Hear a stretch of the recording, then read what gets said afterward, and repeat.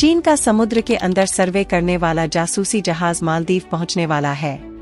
भारत और अमेरिका के विरोध के बाद भी मालदीव ने इस जहाज को रुकने की अनुमति दी है।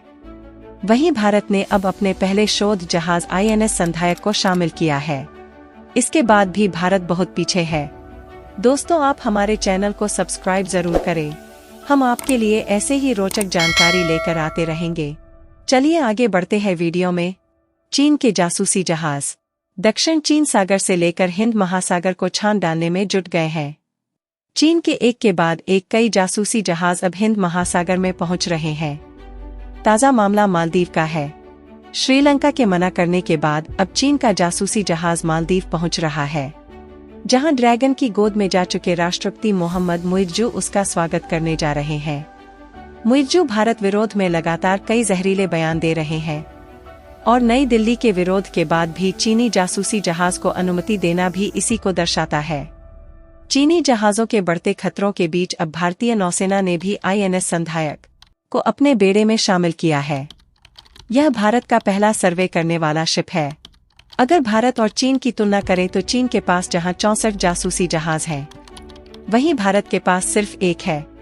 संधायक का मतलब है कि एक ऐसा जहाज जो विशेष सर्च करता है। गत 3 फरवरी को भारतीय नौसेना ने पहले स्वदेशी सर्वे जहाज INS संधायक को शामिल किया है। भारत कुल 4 सर्वे जहाज बना रहा है। इसमें संधायक पहला है। अगर चीन की बात करें तो उसके पास 64 पंजीकृत सर्वे जहाज हैं और बहुत तेजी से हिंद महासागर इलाके में की मैपिंग कर रहा है।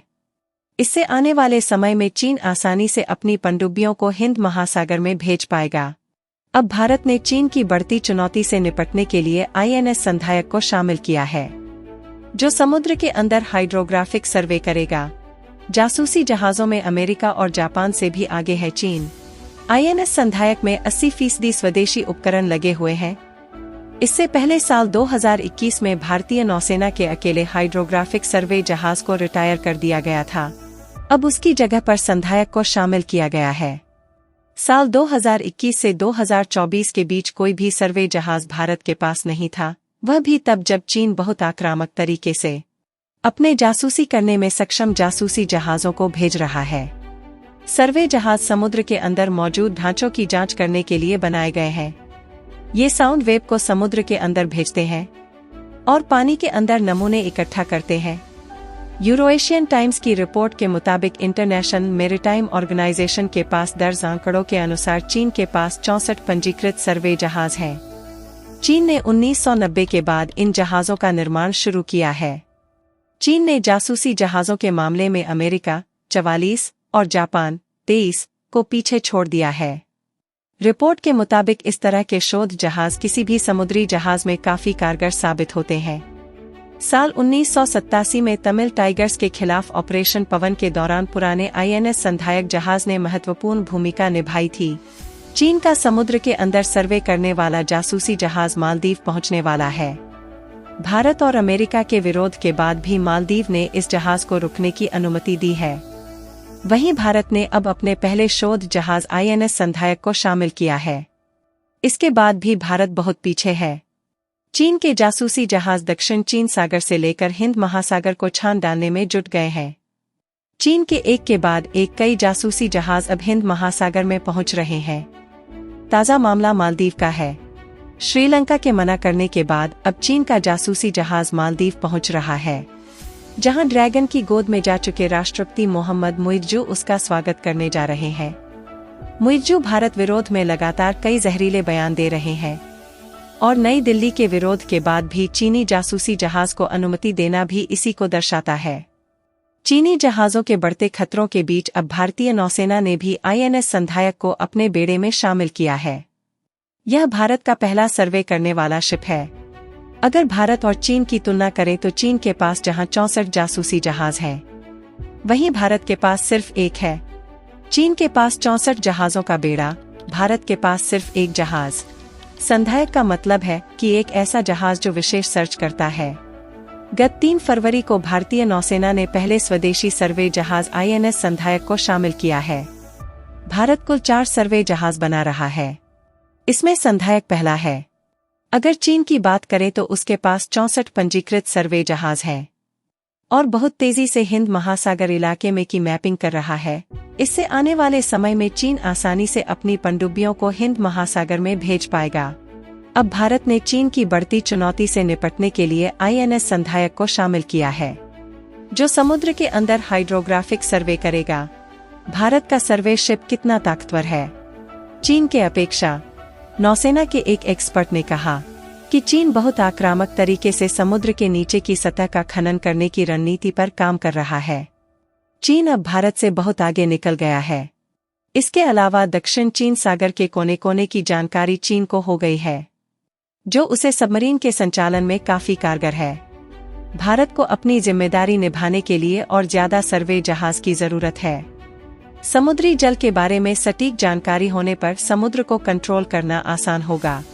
ऑपरेशन पवन के दौरान भारत को श्रीलंका के तटों पर जाने, सुरक्षित रास्ता तैयार करने और सैन्य अभियान को सपोर्ट करने में मदद मिली थी। भारत का नया संधायक 6500 नॉटिकल मील तक जा सकता है और उसकी स्पीड 16 नॉट होगी। यह कई तरह के अत्याधुनिक सेंसर और उपकरणों तथा ऑटोनॉमस अंडरवाटर व्हीकल से लैस है।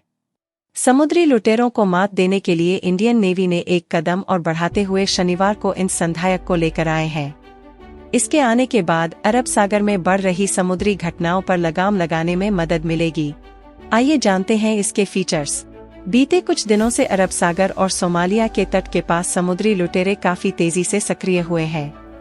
भारत के ही नहीं, ये लुटेरे हाल ही में ईरान और पाकिस्तानियों को भी अपना निशाना बना चुके हैं। लेकिन हमारे वीर भारतीय नौसेना के जवानों के आगे इनके सारे प्लान फेल ही हुए हैं। अब भारत एक ऐसा कुछ करने वाला है जिसके बाद समुद्री लुटेरों की आफत आने वाली है। भारत को इन संध्यक के रूप में ऐसा स्वदेशी शार्क मिल गई है जिससे समुद्र के खतरों से चुटकियों में निपटा जा सकेगा। शनिवार को विशाखापट्टनम में पोत जलावतरण समारोह में इसको लॉन्च किया गया है। इस खास मौके पर देश के रक्षा मंत्री राजनाथ सिंह भी मौजूद थे। इसकी रेंज 11,000 किलोमीटर होने के साथ इसमें बोफोर्स गन भी लगी है। INS संध्यक समुद्र में किसी भी जहाज को ट्रैक कर लेगा। आइए जानते हैं इसके शानदार फीचर्स। आ गया इन संधायक, समुद्री लुटेरों की खैर नहीं।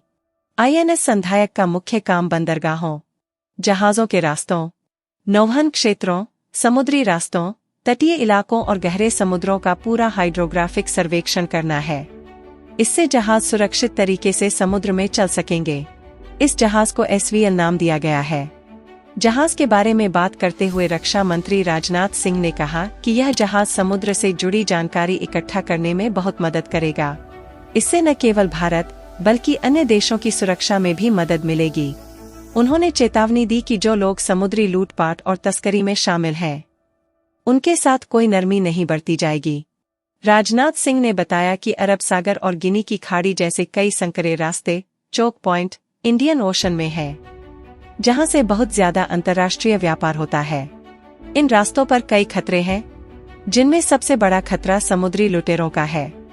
उन्होंने बताया कि भारतीय नौसेना जहाजों को लुटेरों से बचाने के लिए तुरंत कार्रवाई करती है। रक्षा मंत्री की समुद्री लुटेरों को चेतावनी दी।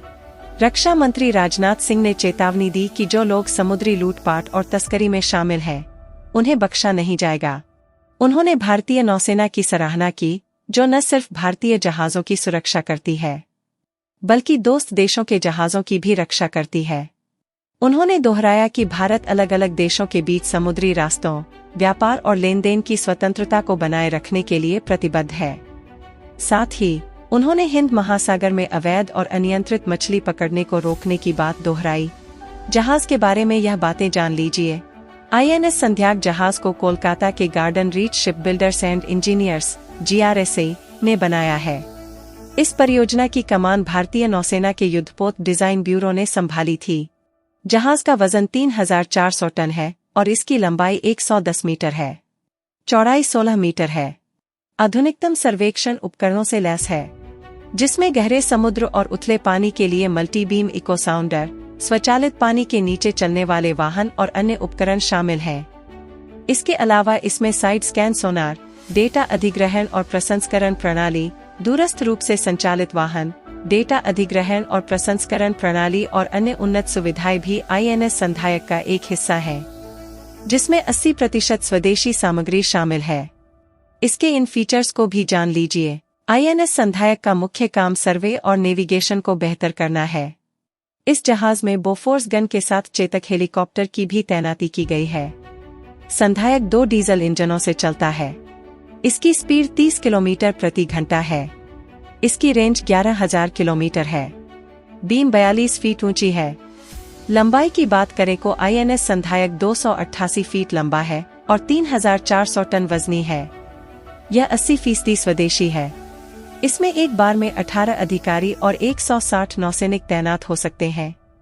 दोस्तों, हमारे वीडियो आपको अच्छा लगा तो हमारे वीडियो को लाइक और शेयर करें और हमारे भरोसेमंद चैनल को सब्सक्राइब करें और बेल आइकॉन को प्रेस जरूर करें। हम आपके लिए ऐसे ही देश दुनिया की जानकारी लेकर आते रहेंगे। फिर मिलते हैं अगले वीडियो में। नमस्कार, धन्यवाद, जय श्री राम।